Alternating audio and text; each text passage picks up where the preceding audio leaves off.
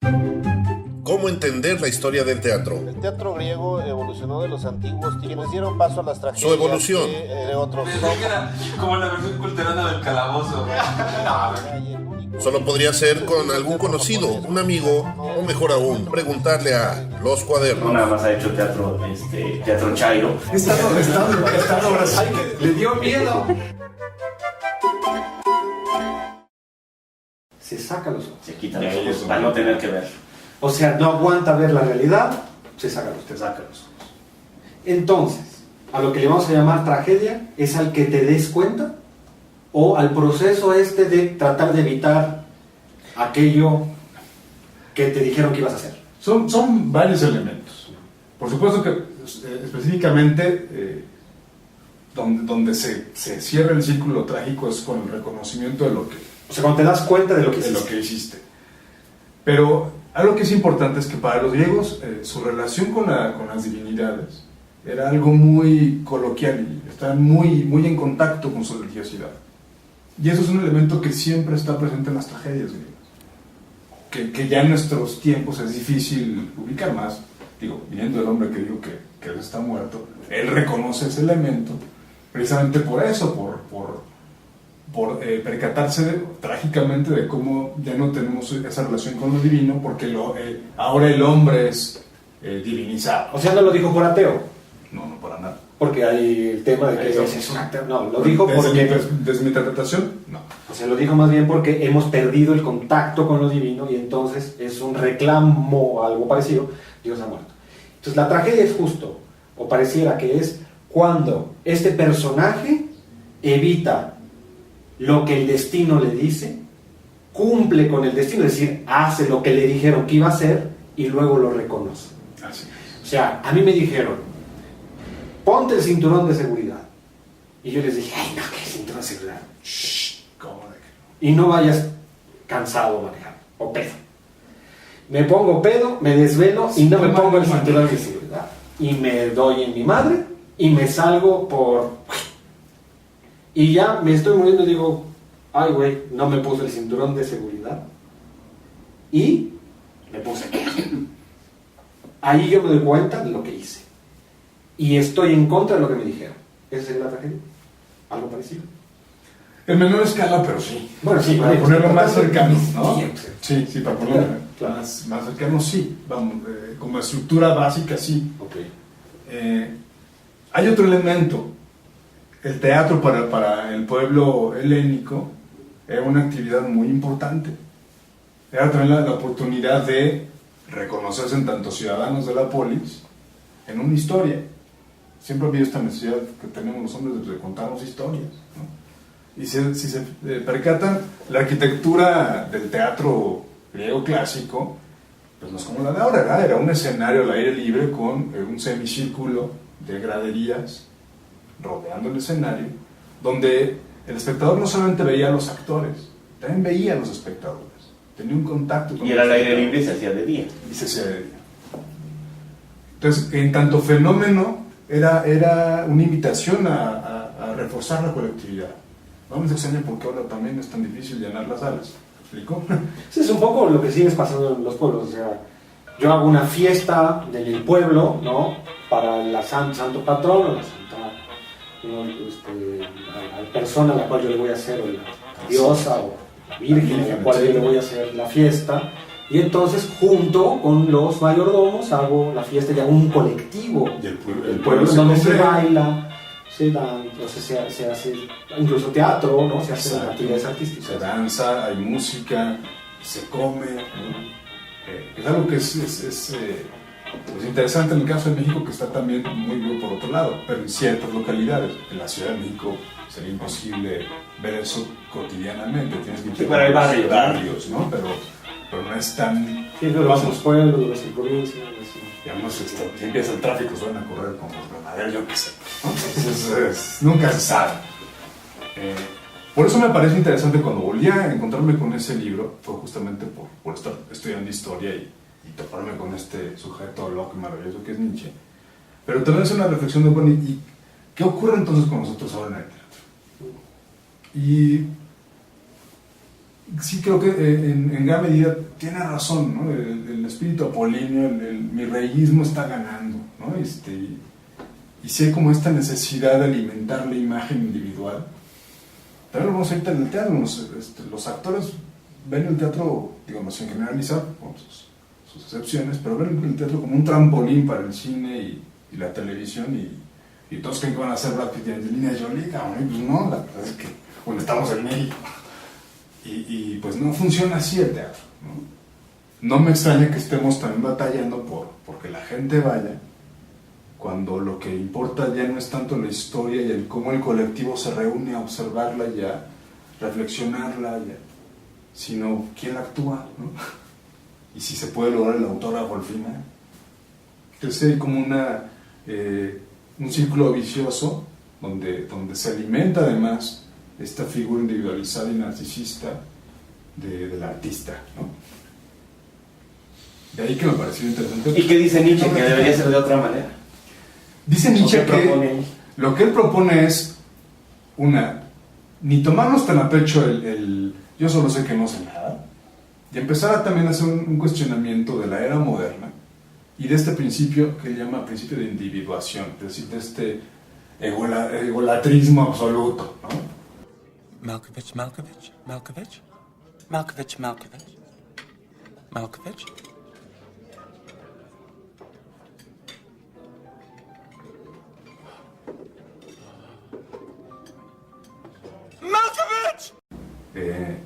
Tratando de no perder en la vinculación con las fiestas colectivas, o sea, no dejar morir los carnavales, sí armar los reventones, o sea, invitar a Baco a nuestras vidas, ¿no? Oye, pero poco Nietzsche era muy desmadroso. Mira, con el tiempo, y más como filólogo, pues... Porque a mí me suena que era un señor bastante aburrido. No perdamos de vista que este fue su primer texto. El nacimiento de la tragedia y el espíritu de la música fue el primer texto que publicó nunca. Claro, con el tiempo, pues, además de que era muy enfermicísimo. Entonces sí, con el tiempo no sé qué tanto lo habrá cumplido, pero la propuesta es bien interesante, ¿no? O sea, aquí no podemos ir aquí a echar unas chelas, ¿no? Es un poco como tratar de ver qué pasa del otro lado del charco, en Europa, ¿no? Con justo estos procesos. ¿Y qué pasa como con nosotros? Yo ahí sí tengo muchas diferencias, ¿no? Así como me lo estás platicando, ¿no? Porque en mi pueblo todavía se hacen fiestas y Baco visita. Sí, pero el teatro actualmente no es tan generalmente un fenómeno rural. No, claro. Es urbano. Sí. Lo que pasa es que estamos hablando de un teatro que es el teatro que se hace en las ciudades, que es el teatro que nos trajimos de Europa. O sea, la idea europea del teatro. Porque hay ese teatro y hay muchas teatralidades, o sea, maneras de convivir y de establecer una serie de cosas ahí, es decir, que pueden ser de otras maneras. Claro, justamente divertida la Alameda. Claro, ¿quién cuenta las historias? Pues claro. ¿Cómo nos contamos las historias? ¿No? O sea, seguimos contándonos las historias como en los principios, algunos nos las contamos en los bares, otros nos las contamos en una fogata, ¿no? Etcétera, muchas maneras de hacerlo.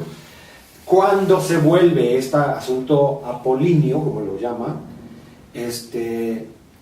hay una separación, ¿no? Entre yo que participaba de ese fenómeno, me contaban mi historia y yo contaba la mía, ¿no? A cuando se vuelve alguien demasiado bueno contando historias y todo el mundo quiere ir a verlo. Exacto. Y entonces ahí hay un fenómeno. Pues es que son paradojas, pues somos también resultado de todo un proceso histórico, ¿no? Y vamos, es inevitable también, no se puede ir tan abiertamente en contra de una corriente económica tan fuerte que nos lleva así a darle esta superestructura al individuo.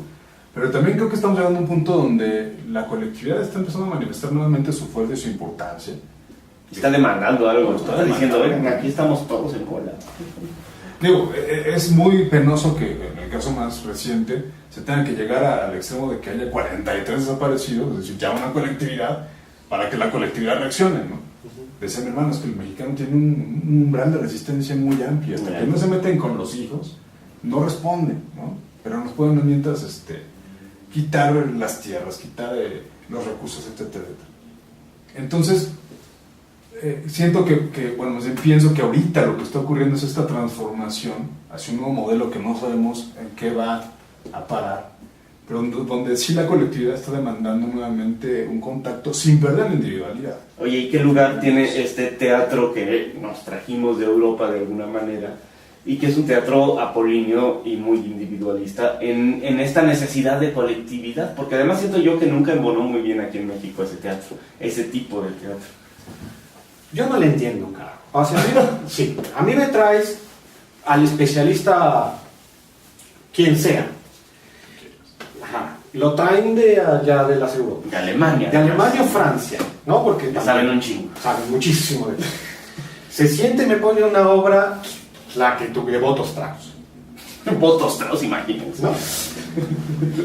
Y me siento a verla. Y yo a los 15 minutos yo me quiero ir a mi casa. Pues sí.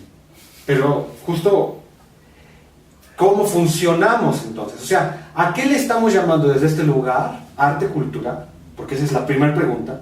Porque yo como mexicano me tengo que soplar a Wagner. ¿Por qué tengo que oír, como decía una amiga, hartos fanfarrias en la música? ¿No? O sea, es que Radio UNAM pone puras fanfarrias. Se te sorprende porque no son puras fanfarrias. Entonces, si escuchas Radio UNAM, Matamoros, pero es cierto. Entonces, hay gente que está haciendo música llamada culta clásica, ajá, que responde a una época, ¿no? Sí. Que responde a una forma de sonido.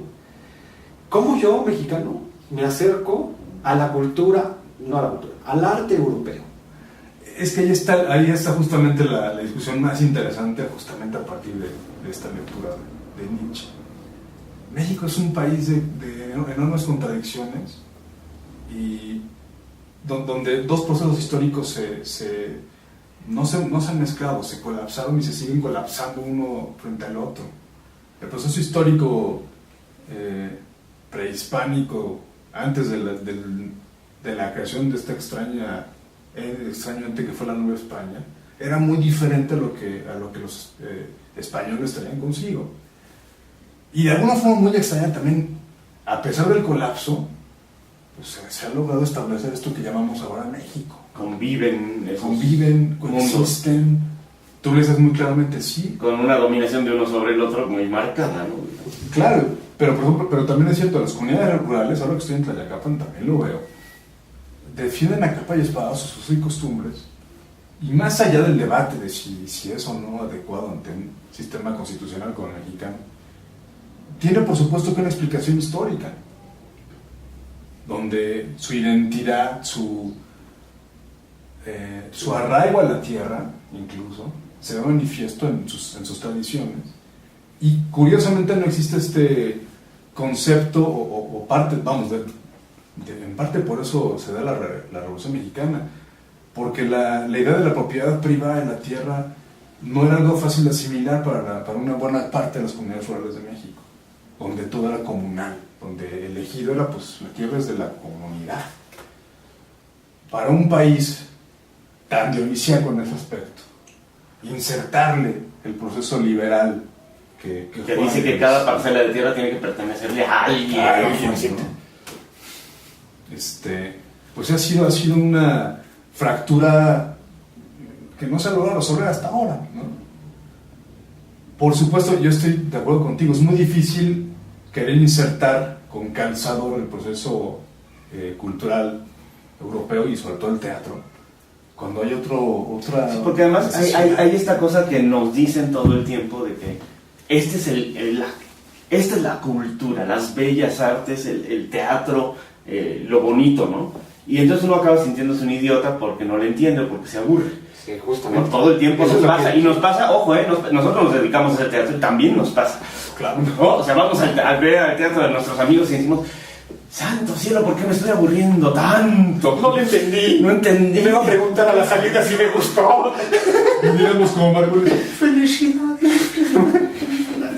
¿Cómo que le gustó más? Pero creo que tiene mucho que ver con esto de que a fuerzas tenemos que aceptar algo que a lo mejor no es lo que nosotros queríamos, o sea, porque eso tuvo su propia manera de desarrollarse con reyes que no tuvimos aquí ¿no? O sea, vamos, Y reyes. una cuestión, una burguesía y una clase económica que tampoco tuvimos aquí, ¿no? Que era la que iba al teatro. Un socialismo, Es en que- el caso del socialismo. O sea, ¿no? ¿qué onda? Todos México- tenemos que aceptar todas cosas que aquí no vivimos. México como nación moderna es algo muy joven. O sea, seamos honestos, quien le dio forma a lo que ahora entendemos que es México, y mucha gente igual vas a brincar, pero es la verdad, fue Porfirio Díaz. Fue el que logró darle una cierta estabilidad al Es una Estado. especie de music.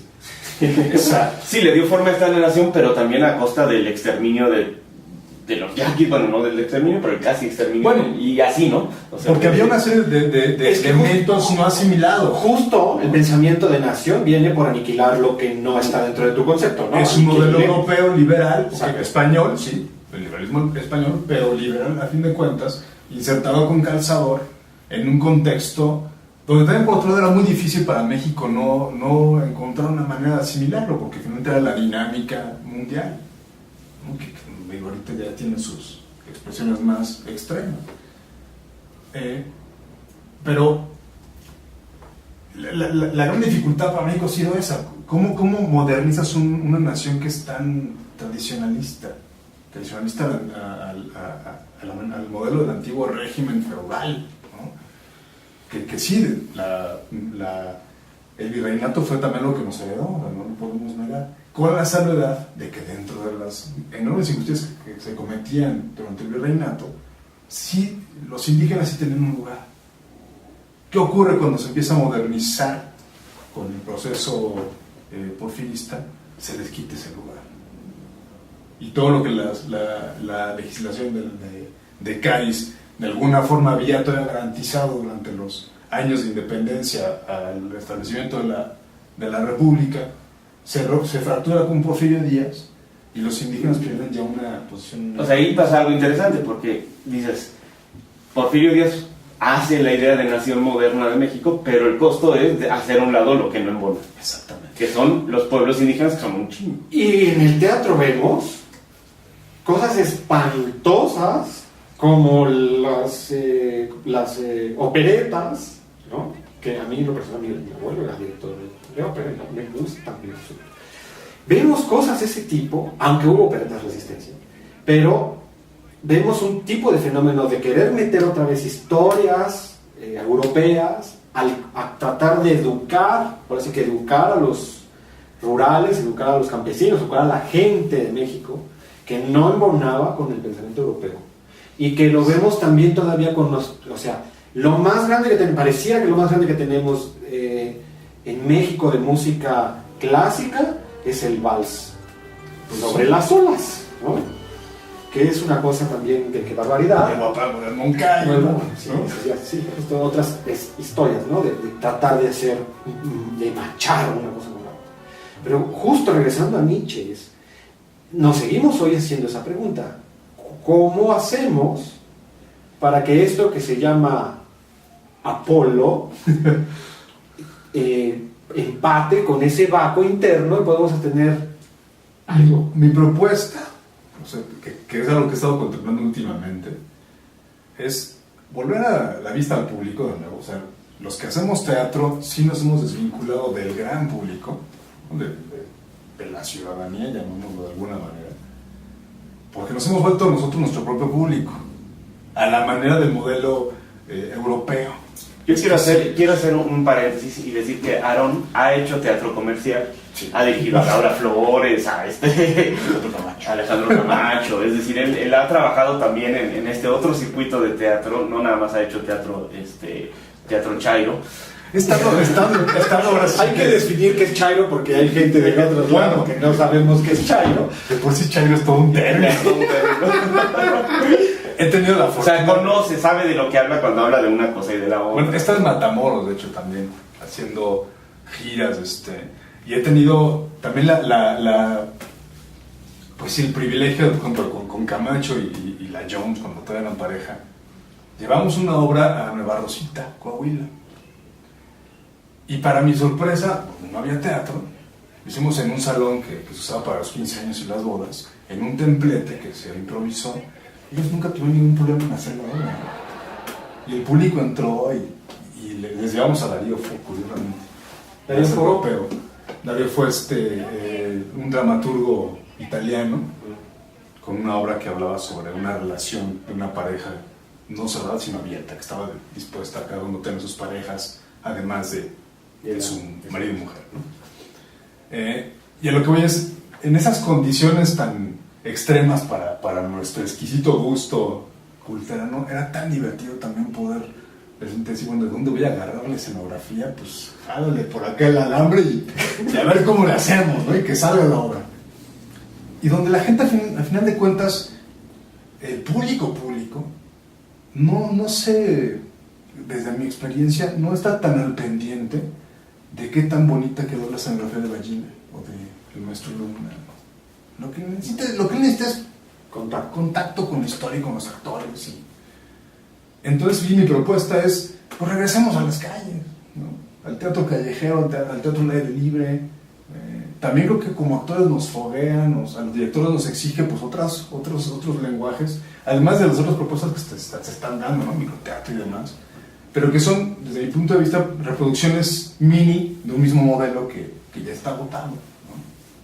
Es decir, digamos que, regresando a Nietzsche, la propuesta es poder entrar en contacto otra vez con eso que es fundamental y elemental del ser humano, que es la parte ritual, que es el contacto con el otro. Que sería también como meterle un poco más de fiesta al teatro.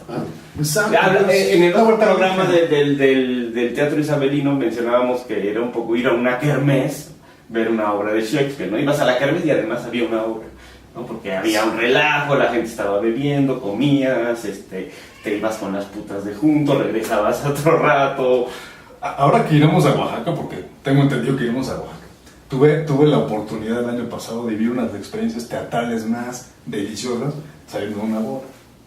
Se casaba una amiga en el convento de Santo Domingo, y saliendo, ¿qué tan teatral podía ser que había dos mojigangas, de novio y novia, esperando a los novios, con una serie de bailarines ya en atuendo para empezar a celebrar la unión de los casados?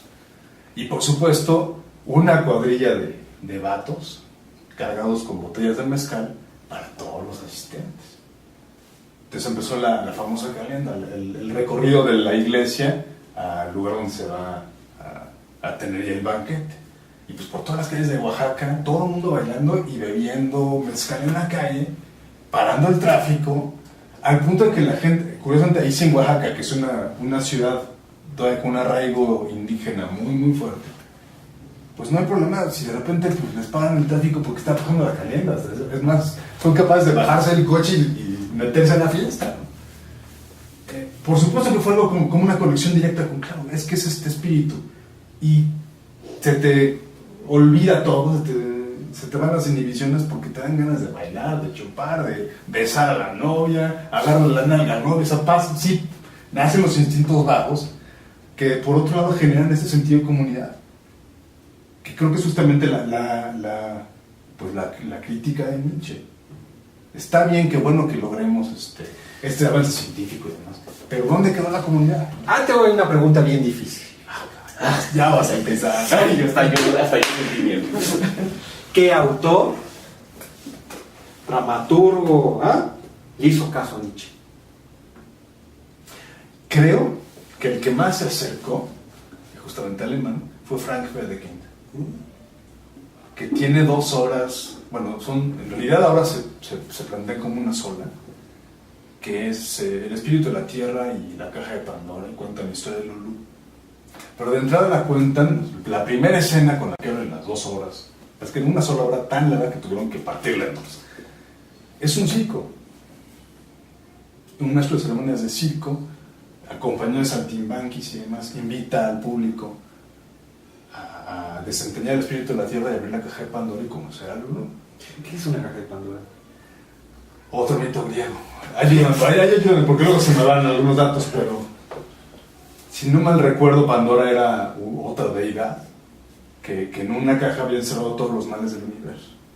Y una vez que se abría, se desataban y venían todas las debacles, cataclismos, inundaciones y demás de nuevo el universo. En este caso es una metáfora para hablar de cómo esa caja de Pandora es en realidad pues la mujer. Es todo un discurso contra la mujer. Es que es el punto. Es muy, muy astuto Wedekind. En un entorno, pues, romántico, sí, pero muy... Romántico es una época. Sí, la época del siglo XIX. Pero donde también están muy acotados socialmente. Hay una gran hipocresía, que no solamente se observa en Inglaterra, sino casi en toda Europa. Denuncia el enorme machismo que se expresa en la sociedad al exaltar la figura sensual de una mujer y al adjudicar a los males del universo. En realidad lo que está haciendo es denunciar la hipocresía de la sociedad, de cómo pues condenan a una mujer nada más por el hecho de ser guapa y pues sensual, ¿no? Y por supuesto la historia es trágica. O sea, ahí sí me iré directamente al final. O sea, la mujer, después de una serie de circunstancias donde provoca el suicidio de un hombre, luego el asesinato del marido, la culpan a ella, bueno, toda una historia trágica, termina prostituyéndose en Inglaterra, siendo asesinada por nada más y nada menos que Jack el Destripador, ¿no? Así termina esa historia. O sea, empieza con la caja de Pandora. Con el circo y la caja de Pandora y pues con sangre, ¿no? En este caso, la escena del circo funge un poco como el Tiresias, que te anuncia. Tiresias es como el adivino el elemento divino. Ajá, el adivino. O sea, que estamos pensando que lo que hizo este autor, Wedekind, fue hacer una denuncia por medio del teatro de la situación de la mujer dentro de una sociedad, en donde por ser mujer y por ser sensual, por ser bonita, en un ambiente de machos, de machismo, no va a poder nunca aspirar a algo más que ser violentada y en todo caso asesinada. Así es. O sea, Prostituida y asesinada. Cualquier semejanza con nuestra realidad qué fuerte. Qué fuerte es uno de los proyectos que yo en particular tengo en el tintero, que en algún momento espero poder llevar a escena, porque además me parece muy pertinente para el contexto mexicano. Claro, habrá que hacer todo un trabajo de adaptación, pero justamente por eso, vista la mujer como una figura dionisíaca, además emparentada con la serpiente cristiana, se vuelve realmente interesante el proceso. Wow. Creo que es el que más se acerca, y de hecho titula a las obras como tragedia monstruo, ¿no? Hasta se atreve a ponerle un título de tragedia monstruo. En la época de Nietzsche, él hablando de todo esto, ¿quién estaba? O sea, ¿quién estaba escribiendo? ¿Quién estaba haciendo música? Porque él habla de música, ¿no? Estaba por el título. Sí. Entonces, él estaba haciendo una crítica a la música. No a la música como lo entendemos ahora, como un conjunto de instrumentos musicales, ¿no? A la música como el espíritu de las musas, que se ha perdido dentro del contexto cultural. Ajá, lo que tú sientes cuando escuchas música o cuando creas música o cuando compartes música, eso que te sucede. Todo aquello que desciende de las musas, pues todo aquello que te otorgan las musas. Y como el teatro de alguna forma se había venido alejando de esa vitalidad que las musas le otorgaban. Y, bueno, evidentemente está reaccionando a algo que estaba pasando teatralmente en la época. Claro. O sea, estamos hablando del siglo... El siglo XIX, justamente, por eso digo que es interesante que lo logre Wedekind, porque Wedekind, si no mal recuerdo, escribe sus obras en 1892-93 y las estrena justo hacia finales del siglo XIX, las logra llevar a escena. ¿Y Jarry? Jarry es como que el gran revolucionario, ¿no? Puede ser que haya leído a Nietzsche, no lo sé. Podría tener algo ahí. Por supuesto que fue una maravilla, ¿no? ¿Quién es Jarry? Alfredo Jarry, un dramaturgo francés que revoluciona el mundo del teatro, rompe como la lógica clásica, ¿no? del siglo XIX, integrando a un personaje que es, sobre todo el más conocido, reconocido, es Burrey, ¿no? Que es un personaje guarro. Que es como además como un presidente municipal de cualquier de cualquier municipio mexicano, ¿no? Es un tipo corrupto, borracho, abusador, que abusa de su poder, pasa por encima de la gente. Así es.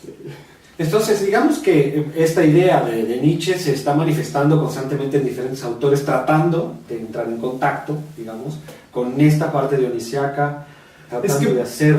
Es parte de nuestra naturaleza, ¿no? El que los griegos lo hayan dividido y deificado, no quiere decir que no lo tengamos nosotros. También hace rato que hablaba de Bakhtin, pues él también lo recupera. Brook lo recupera en su ¿Quién es espacio. Peter Brook, rapidísimo, un director inglés del siglo XX y todavía XXI, todavía vive el viejito. ¿Cuántos años tendrá? Tiene 89, 89 y medio.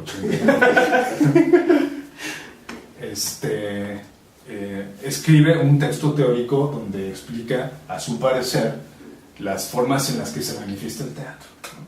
Y tiene un capítulo dedicado a lo que él llama el teatro tosco, que es el teatro dionisiaco, el teatro de caca, de sudor, de saliva, de los instintos, ¿no? de las calles. Sí, que no es muy fino, pero que es muy vital, muy vital. ¿no? Muy vital. Y es el que está en las calles, en los carnavales, en las fiestas.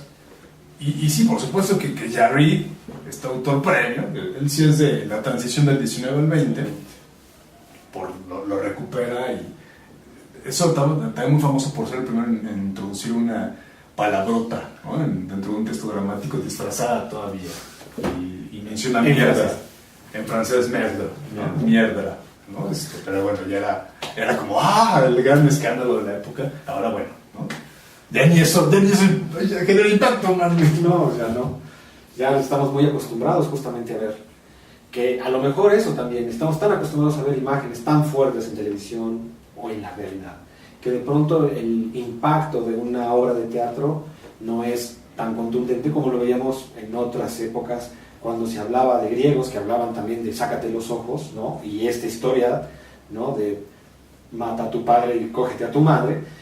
O las historias de Shakespeare que veíamos en donde todo es sangre, ¿no? Y que cuando tú estás como espectador viendo que mataron al rey por lo que significa el rey para un pueblo, se genera justo una sensación de pérdida, ¿no?